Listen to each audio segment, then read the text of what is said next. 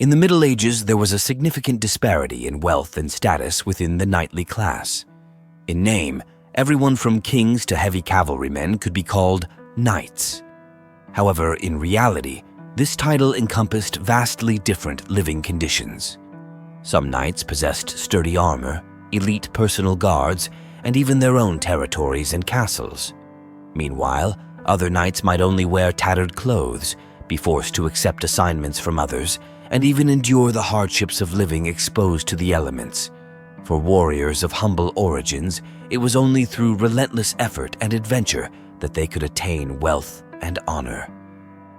So, how much wealth was needed to maintain a fully armed knight? The answer varies across different eras.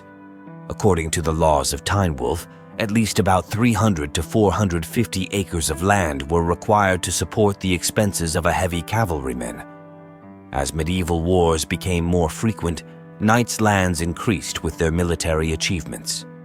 However, due to the finite amount of land, combined with the division of fiefs and the implementation of primogeniture, Western Europe saw a rise in the number of knights with little or no land. Each knight was essentially a costly war machine. Take the Frankish knights of the 8th century, for example. Their equipment was expensive. A helmet cost 6 solidi, a unit of currency. A sword was 3 solidi, and with a scabbard, it went up to 7 solidi. A spear and shield together cost 2 solidi, and greaves were 6 solidi. Among these, the most expensive items were the war horse and armor, each valued at 12 solidi. In contrast, an ox for plowing at that time was only worth 2 solidi. This shows that for knights with little or no land, maintaining such costly equipment was a tremendous financial burden. They often had to live frugally and even accumulate debt to afford and upkeep their gear. In daily life, these knights might have had a standard of living not even comparable to that of self-sufficient farmers. Knights' lifestyles and military duties often depended on the support and sustenance from feudal lords. To acquire land, many lower-ranking knights pledged allegiance to powerful feudal lords with extensive territories, hoping to earn a small fief after years of service.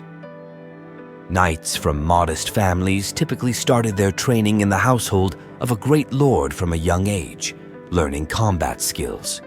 Becoming a knight involved not just learning etiquette, but also mastering the 7 knightly arts: swimming, javelin throwing, fencing, horseback riding, hunting, chess, and poetry. As adults, they served their lords, taking on guard duties and fighting in battles. If fortunate, they had the opportunity to receive their own fief and start a family. Thus, becoming a vassal to a great feudal lord was often the primary goal for many lower-class knights. Once a knight obtained a fief, the relationship between them and their lord became even closer. They were required to provide a certain amount of service each year to their lord, which could include participating in wars or other forms of service.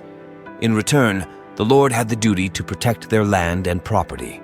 However, some knights were unable to secure enough livelihood from a single lord and thus opted for a multi-lord allegiance approach. Historical records indicate that in the 13th century, some knights were simultaneously loyal to as many as 20 or even 43 different lords. Crossing swords was an inevitable part of every knight's career. Tournaments were a unique military culture in Western Europe, where knights competed in martial skills to gain honor, horses, weapons, and high ransoms. For knights of lower birth, these events offered a precious opportunity for advancement. Outstanding performance in tournaments could attract the attention of a lord, leading to recruitment.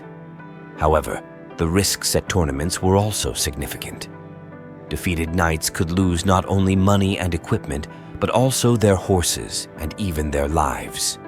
For instance, at the Noose tournament in 1241, over 80 knights died in competition. Despite these risks, lower-class knights were eager to participate in these dangerous contests as they offered crucial opportunities for personal ambition and social advancement. Although being a knight symbolized honor and nobility, not all knights received satisfactory income from their lords. Faced with financial difficulties, some landless knights, and even those with fiefs, resorted to plundering civilians. Historical documents from the 13th century have recorded such atrocities committed by knights. Historical documents describe a nightly plundering operation. The first in the group were the scouts and arsonists, responsible for leading the way and burning down villages. Following them were the looters, who scavenged for remaining valuables amidst the fires.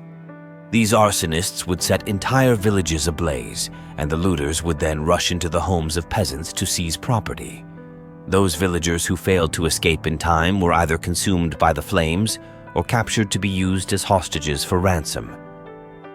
Everywhere one could see gleaming helmets, fluttering banners, and cavalry trampling the fields. Some families lost their money, others their oxen and donkeys, and still others had their flocks of sheep stolen. For the lower-class knights of the Middle Ages, war was not only a place of honor, but also an opportunity to acquire spoils. In 1099, when the Crusaders captured Jerusalem, the city faced a brutal massacre, and Frankish knights looted for an entire week. Besides such ruthless plunder, knights often captured the enemy's weapons, equipment, and horses on the battlefield. When capturing high-ranking enemy figures, they could even demand substantial ransoms. Although the Christian Church tried to restrain the knights' violence and robbery through preaching and admonition, these efforts were often only effective for the devout. For those knights more interested in material gains, the constraints of faith seemed insignificant. Faced with this reality, the Church had to make compromises. For example, in the church laws revised in 1023, a provision was even added allowing knights or their followers to slaughter peasants' livestock for food needs. Marriage was also an important means for knights to achieve financial freedom. In the medieval Western European nobility, while marriages based on love were not unheard of, political marriages involving interests were more common. A lower-class knight who was fortunate enough to marry a wealthy heiress could suddenly become wealthy.